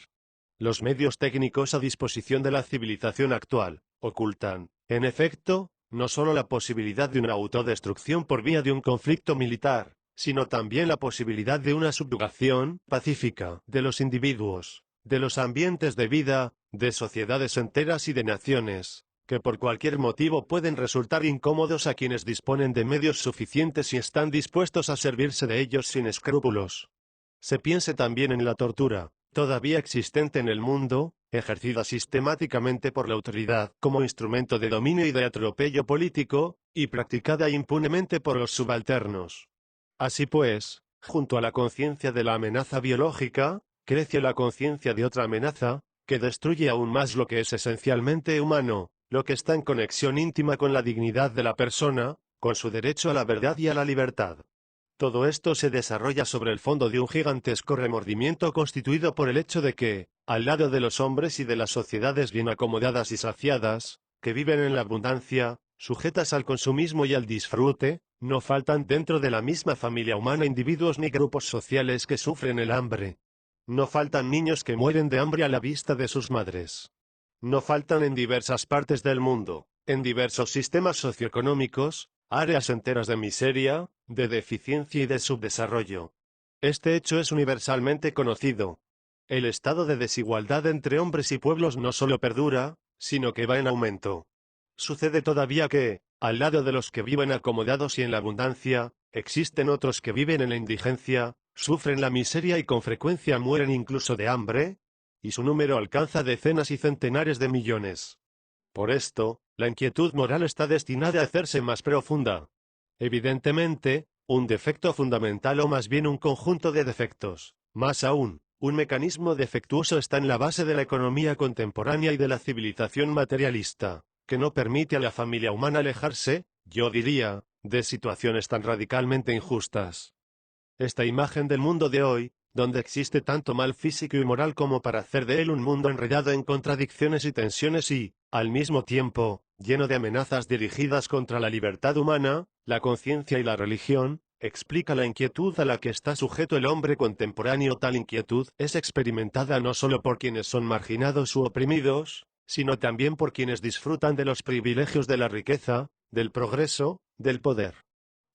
Si bien no faltan tampoco quienes buscan poner al descubierto las causas de tales inquietudes, o reaccionar con medios inmediatos puestos a su alcance por la técnica, la riqueza o el poder. Sin embargo, en lo más profundo del ánimo humano esa inquietud supera a todos los medios provisionales. Afecta, como han puesto justamente de relieve los análisis del Concilio Vaticano II, los problemas fundamentales de toda la existencia humana. Esta inquietud está vinculada con el sentido mismo de la existencia del hombre en el mundo. Es inquietud para el futuro del hombre y de toda la humanidad, y exige resoluciones decisivas que ya parecen imponerse al género humano. 12. ¿Basta la justicia? No es difícil constatar que el sentido de la justicia se ha despertado a gran escala en el mundo contemporáneo. Sin duda, ello pone mayormente de relieve lo que está en contraste con la justicia tanto en las relaciones entre los hombres, los grupos sociales o las clases, como entre cada uno de los pueblos y estados, y entre los sistemas políticos, más aún, entre los diversos mundos. Esta corriente profunda y multiforme, en cuya base la conciencia humana contemporánea ha situado la justicia, atestigua el carácter ético de las tensiones y de las luchas que invaden el mundo. La Iglesia comparte con los hombres de nuestro tiempo este profundo y ardiente deseo de una vida justa bajo todos los aspectos, y no se abstiene ni siquiera de someter a reflexión los diversos aspectos de la justicia, tal como lo exige la vida de los hombres y de las sociedades. Prueba de ello es el campo de la doctrina social católica ampliamente desarrollada en el arco del último siglo. Siguiendo las huellas de tal enseñanza procede la educación y la formación de las conciencias humanas en el espíritu de la justicia, lo mismo que las iniciativas concretas, sobre todo en el ámbito del apostolado de los seglares, que se van desarrollando en tal sentido. No obstante, sería difícil no darse uno cuenta de que no raras veces los programas, que parten de la idea de justicia y que deben servir a ponerla en práctica en la convivencia de los hombres, de los grupos y de las sociedades humanas, en la práctica sufren deformaciones.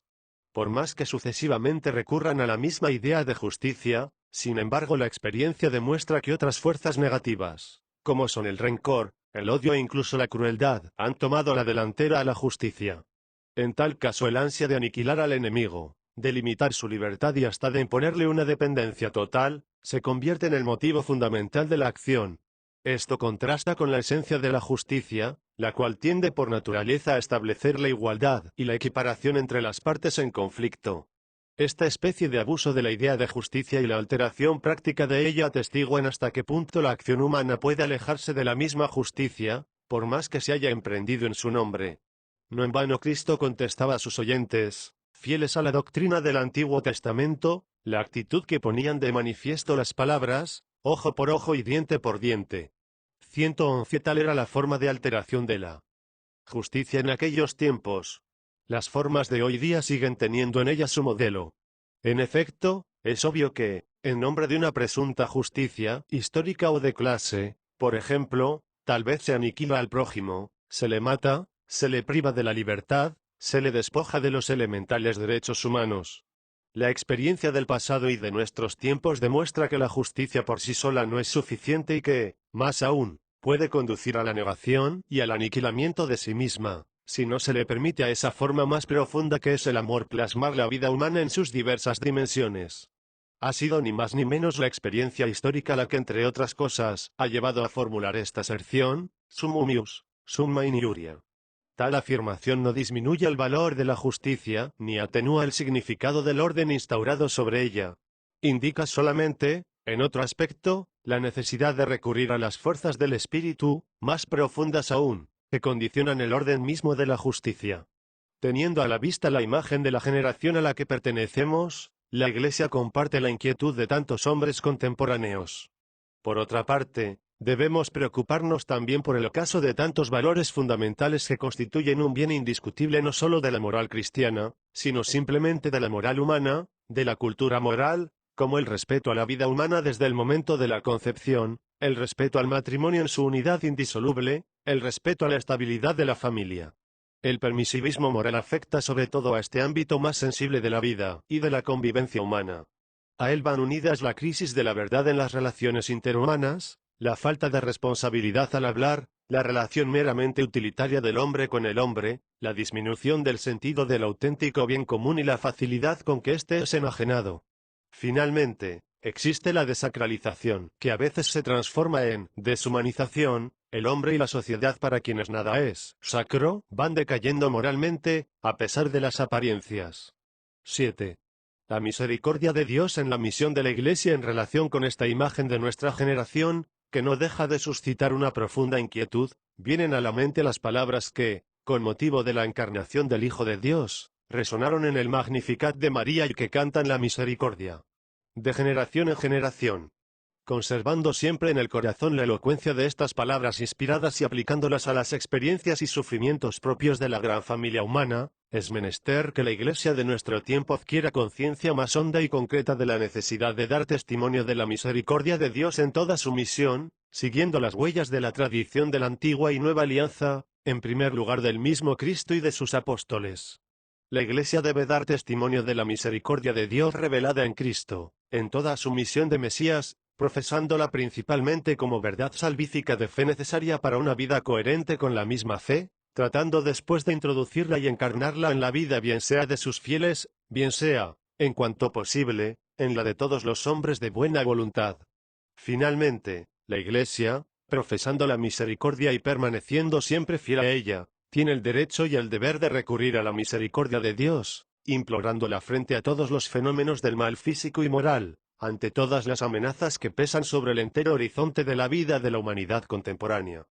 13. La Iglesia profesa la misericordia de Dios y la proclama. La Iglesia debe profesar y proclamar la misericordia divina en toda su verdad, cual nos ha sido transmitida por la revelación. En las páginas precedentes de este documento hemos tratado de delinear al menos el perfil de esta verdad, que encuentra tan rica expresión en toda la Sagrada Escritura y en la tradición. En la vida cotidiana de la Iglesia, la verdad acerca de la misericordia de Dios, expresada en la Biblia, resuena cual eco perenne a través de numerosas lecturas de la Sagrada Liturgia. La percibe el auténtico sentido de la fe del pueblo de Dios, como atestiguan varias expresiones de la piedad personal y comunitaria. Sería ciertamente difícil enumerarlas y resumirlas todas, ya que la mayor parte de ellas están vivamente inscritas en lo íntimo de los corazones y de las conciencias humanas. Si algunos teólogos afirman que la misericordia es el más grande entre los atributos y las perfecciones de Dios, la Biblia, la tradición y toda la vida de fe del pueblo de Dios dan testimonios exhaustivos de ello. No se trata aquí de la perfección de la inescrutable esencia de Dios dentro del misterio de la misma divinidad, sino de la perfección y del atributo con que el hombre, en la verdad íntima de su existencia, se encuentra particularmente cerca y no raras veces con el Dios vivo. Conforme a las palabras dirigidas por Cristo a Felipe, 112, la visión del Padre, visión de Dios mediante la fe, halla precisamente en el encuentro con su misericordia un momento singular de sencillez interior y de verdad, semejante a la que encontramos en la parábola del Hijo pródigo. Quien me ha visto a mí, ha visto al Padre. 113 La Iglesia profesa la misericordia de Dios, la Iglesia vive de ella en su amplia experiencia de fe y también en sus enseñanzas, contemplando constantemente a Cristo, concentrándose en Él, en su vida y en su Evangelio, en su cruz y en su resurrección, en su misterio entero. Todo esto que forma la visión de Cristo en la fe viva y en la enseñanza de la Iglesia nos acerca a la visión del Padre en la santidad de su misericordia. La Iglesia parece profesar de manera particular la misericordia de Dios y venerarla dirigiéndose al corazón de Cristo. En efecto, precisamente el acercarnos a Cristo en el misterio de su corazón, nos permite detenernos en este punto en un cierto sentido, y al mismo tiempo accesible en el plano humano, de la revelación del amor misericordioso del Padre, que ha constituido el núcleo central de la misión mesiánica del Hijo del Hombre. La Iglesia vive una vida auténtica, cuando profesa y proclama la misericordia, el atributo más estupendo del Creador y del Redentor, y cuando acerca a los hombres a las fuentes de la misericordia del Salvador, de las que es depositaria y dispensadora. En este ámbito tiene un gran significado la meditación constante de la palabra de Dios, y sobre todo la participación consciente y madura en la Eucaristía y en el sacramento de la penitencia o reconciliación. La Eucaristía nos acerca siempre a aquel amor que es más fuerte que la muerte. En efecto, cada vez que comemos de este pan o bebemos de este cáliz, no solo anunciamos la muerte del Redentor, sino que además proclamamos su resurrección, mientras esperamos su venida en la gloria. 114 El mismo rito eucarístico, celebrado en memoria de quien en su misión mesiánica nos ha revelado al Padre, por medio de la palabra y de la cruz, atestigua el amor inagotable, en virtud del cual desea siempre el unirse e identificarse con nosotros, saliendo al encuentro de todos los corazones humanos. Es el sacramento de la penitencia o reconciliación el que allana el camino a cada uno, incluso cuando se siente bajo el peso de grandes culpas. En este sacramento cada hombre puede experimentar de manera singular la misericordia, es decir, el amor que es más fuerte que el pecado. Se ha hablado ya de ello en la encíclica Redemptor Hominis. Convendrá sin embargo volver una vez más sobre este tema fundamental. Precisamente porque existe el pecado en el mundo, al que Dios amó tanto, que lo dio su Hijo unigénito. 115 Dios que es amor. 116 No puede revelarse de otro modo, si no es como misericordia. Esta corresponde no solo con la verdad más profunda de ese amor que es Dios, sino también con la verdad interior del hombre y del mundo que es su patria temporal. La misericordia en sí misma, en cuanto perfección de Dios infinito, es también infinita. Infinita pues e inagotable es la prontitud del Padre en acoger a los hijos pródigos que vuelven a casa. Son infinitas la prontitud y la fuerza del perdón, que brotan continuamente del valor admirable del sacrificio de su Hijo. No hay pecado humano que prevalezca por encima de esta fuerza y ni siquiera que la limite. Por parte del hombre puede limitarla únicamente la falta de buena voluntad, la falta de prontitud en la conversión y en la penitencia, es decir, su perdurar en la obstinación, oponiéndose a la gracia y a la verdad, especialmente frente al testimonio de la cruz y de la resurrección de Cristo. Por tanto, la Iglesia profesa y proclama la conversión.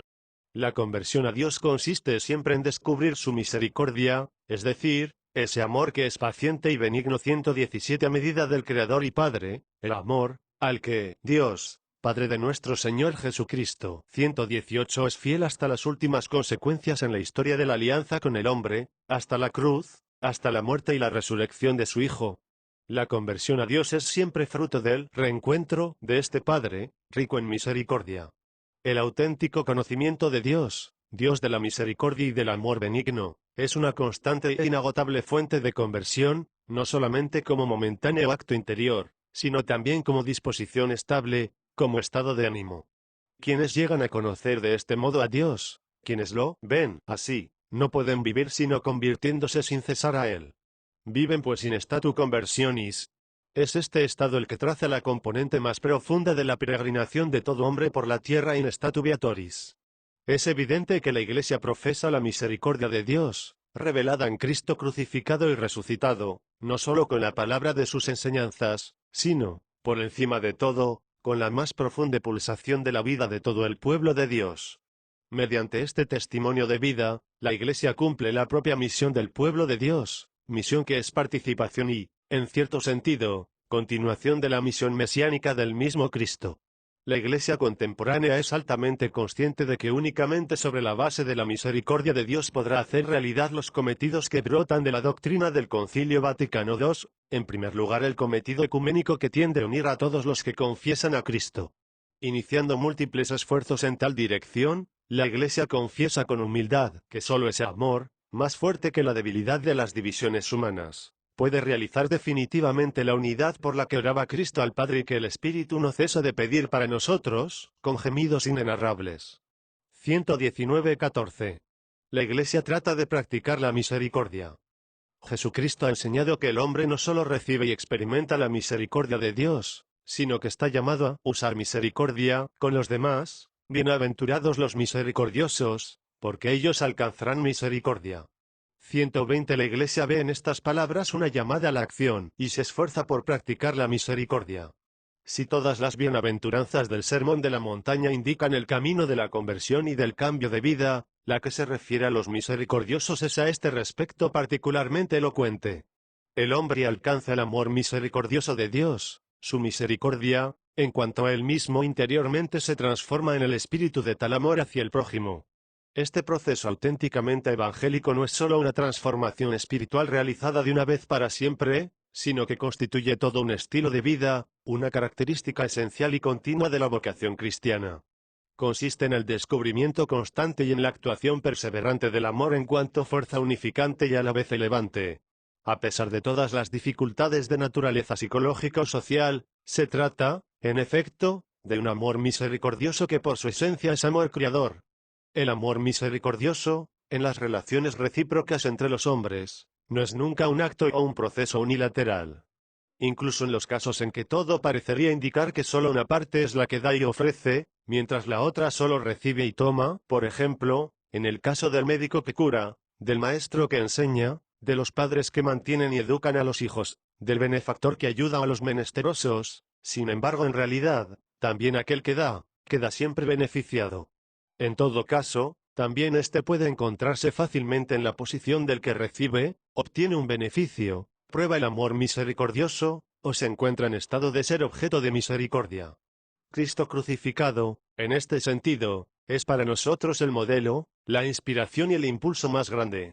Basándonos en este desconcertante modelo, podemos con toda humildad manifestar misericordia a los demás, sabiendo que la recibe como demostrada a sí mismo. 121. Sobre la base de este modelo, debemos purificar también continuamente todas nuestras acciones y todas nuestras intenciones, allí donde la misericordia es entendida y practicada de manera unilateral, como bien hecho a los demás.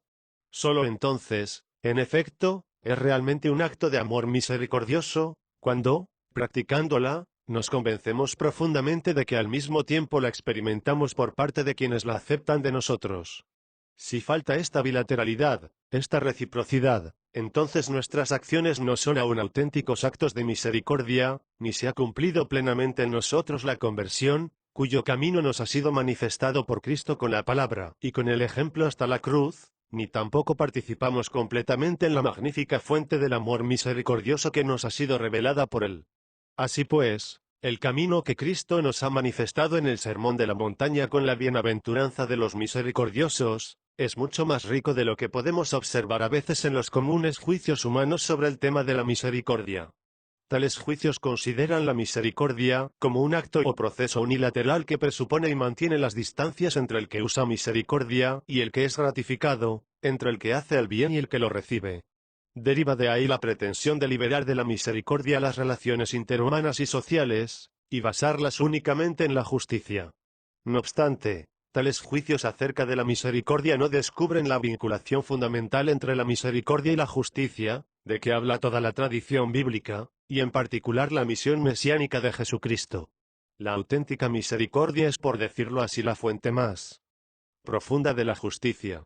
Si esta última es de por sí apta para servir de árbitro entre los hombres en la recíproca repartición de los bienes objetivos según una medida adecuada, el amor, en cambio, y solamente el amor, también ese amor benigno que llamamos misericordia, es capaz de restituir el hombre a sí mismo.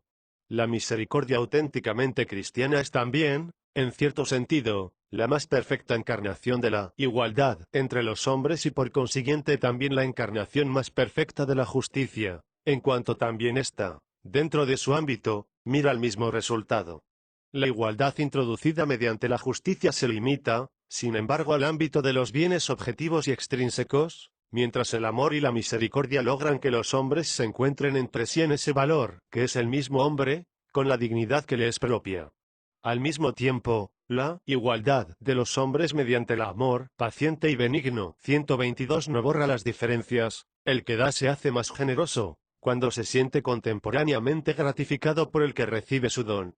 Viceversa, el que sabe recibir el don con la conciencia de que también él, acogiéndolo, hace el bien, sirve por su parte a la gran causa de la dignidad de la persona, y esto contribuye a unir a los hombres entre sí de manera más profunda.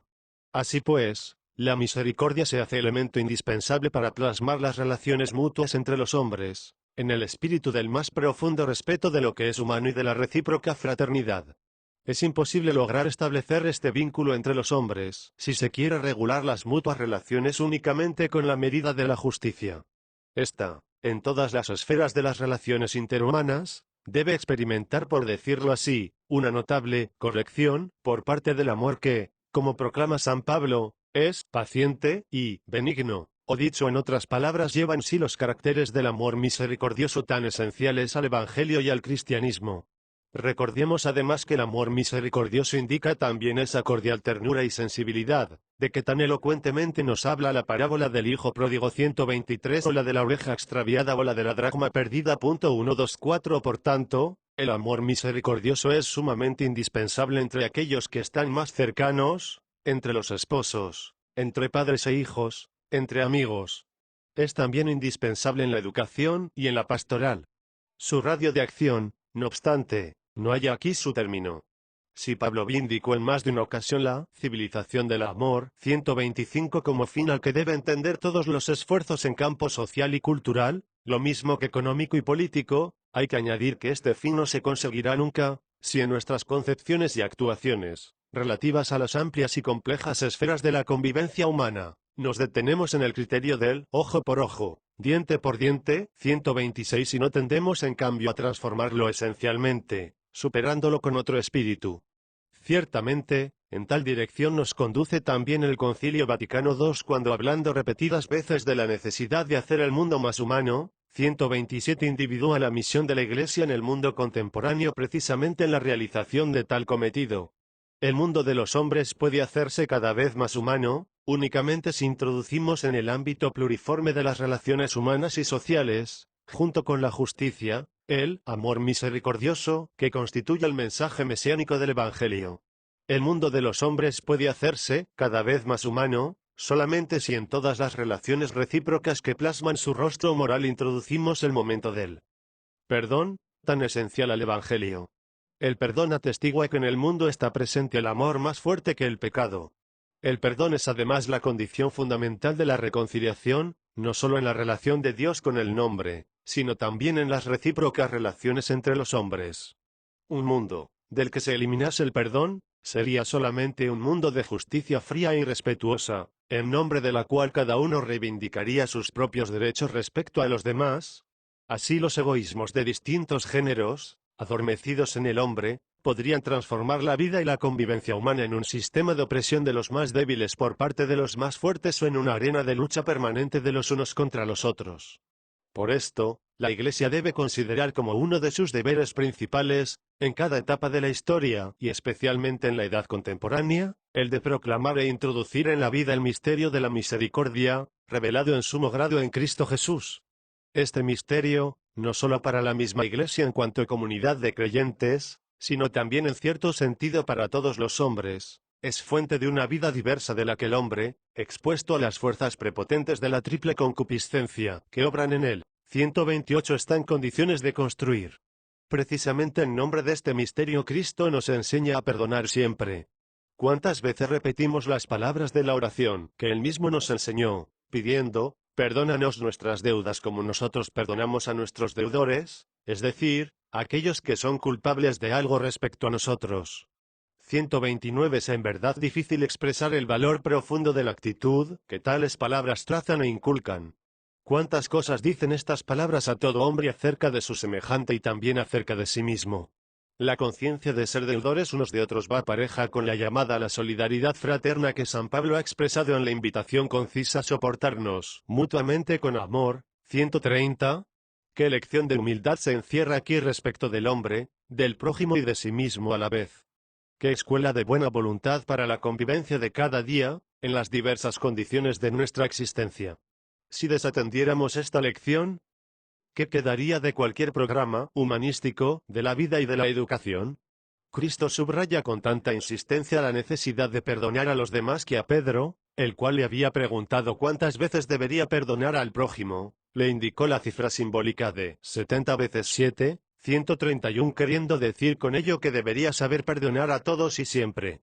Es obvio que una exigencia tan grande de perdonar no anula las objetivas exigencias de la justicia. La justicia rectamente entendida constituye, por así decirlo, la finalidad del perdón. En ningún paso del mensaje evangélico el perdón, y ni siquiera la misericordia como su fuente, significa la indulgencia para con el mal, para con el escándalo, la injuria, el ultraje cometido. En todo caso, la reparación del mal o del escándalo, el resarcimiento por la injuria, la satisfacción del ultraje son condición del perdón. Así pues, la estructura fundamental de la justicia penetra siempre en el campo de la misericordia. Esta, sin embargo, tiene la fuerza de conferir a la justicia un contenido nuevo que se expresa de la manera más sencilla y plena en el perdón. Este en efecto manifiesta que, además del proceso de compensación y de tregua, que es específico de la justicia, es necesario el amor, para que el hombre se corrobore como tal. El cumplimiento de las condiciones de la justicia es indispensable, sobre todo, a fin de que el amor pueda revelar el propio rostro. Al analizar la parábola del hijo pródigo, hemos llamado ya la atención sobre el hecho de que aquel que perdona y aquel que es perdonado se encuentran en un punto esencial, que es la dignidad, es decir, el valor esencial del hombre que no puede dejarse perder y cuya afirmación o cuyo reencuentro es fuente de la más grande alegría. 132 La Iglesia considera justamente como propio deber, como finalidad de la propia misión, custodiar la autenticidad del perdón, tanto en la vida y en el comportamiento como en la educación y en la pastoral. Ella no la protege de otro modo más que custodiando la fuente, esto es, el misterio de la misericordia de Dios mismo, revelado en Jesucristo. En la base de la misión de la Iglesia, en todas las esferas de que hablan numerosas indicaciones del reciente concilio y la plurisecular experiencia del apostolado, no hay más que el sacar de las fuentes del Salvador. 133 Es esto lo que traza múltiples orientaciones a la misión de la Iglesia en la vida de cada uno de los cristianos, de las comunidades y también de todo el pueblo de Dios. Este, sacar de las fuentes del Salvador, no puede ser realizado de otro modo, si no es en el espíritu de aquella pobreza a la que nos ha llamado el Señor con la palabra y el ejemplo, lo que habéis recibido gratuitamente, dadlo gratuitamente. 134 Así, en todos los cambios de la vida y del ministerio de la Iglesia, a través de la pobreza evangélica de los ministros y dispensadores, y del pueblo entero que da testimonio de todas las obras del Señor, se ha manifestado aún mejor el Dios, rico en misericordia. 8. Oración de la Iglesia de nuestros tiempos. 15. La Iglesia recurre a la misericordia divina. La Iglesia proclama la verdad de la misericordia de Dios, revelada en Cristo crucificado y resucitado, y la profesa de varios modos.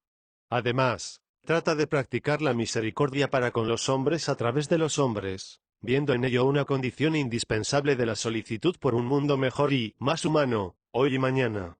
Sin embargo, en ningún momento y en ningún período histórico, especialmente en una época tan crítica como la nuestra, la Iglesia puede olvidar la oración, que es un grito a la misericordia de Dios ante las múltiples formas de mal que pesan sobre la humanidad y la amenazan.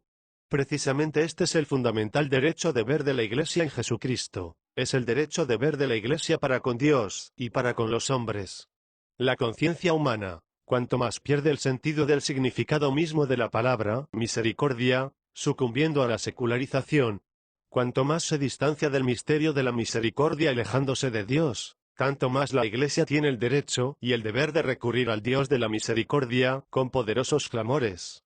135 Estos poderosos clamores deben estar presentes en la Iglesia de nuestros tiempos, dirigidos a Dios, para implorar su misericordia, cuya manifestación ella profesa y proclama en cuanto realizada en Jesús crucificado y resucitado, esto es, en el misterio pascual. Es este misterio el que lleva en sí la más completa revelación de la misericordia, es decir, del amor que es más fuerte que la muerte, más fuerte que el pecado y que todo mal, del amor que eleva al hombre de las caídas graves y lo libera de las más grandes amenazas. El hombre contemporáneo siente estas amenazas. Lo que, a este respecto, ha sido dicho más arriba es solamente un simple esbozo. El hombre contemporáneo se interroga con frecuencia, con ansia profunda, sobre la solución de las terribles tensiones que se han acumulado sobre el mundo y que se entrelazan en medio de los hombres. Y si tal vez no tiene la valentía de pronunciar la palabra misericordia, o en su conciencia privada de todo contenido religioso no encuentra su equivalente, tanto más se hace necesario que la Iglesia pronuncie esta palabra, no solo en nombre propio sino también en nombre de todos los hombres contemporáneos. Es pues necesario que todo cuanto he dicho en el presente documento sobre la misericordia se transforme continuamente en una ferviente plegaria, en un grito que implore la misericordia en conformidad con las necesidades del hombre en el mundo contemporáneo. Que este grito condense toda la verdad sobre la misericordia, que ha hallado tan rica expresión en la Sagrada Escritura y en la tradición, así como en la auténtica vida de fe de tantas generaciones del pueblo de Dios. Con tal grito nos volvemos, como todos los escritores sagrados, al Dios que no puede despreciar nada de lo que ha creado, 136 al Dios que es fiel a sí mismo, a su paternidad y a su amor.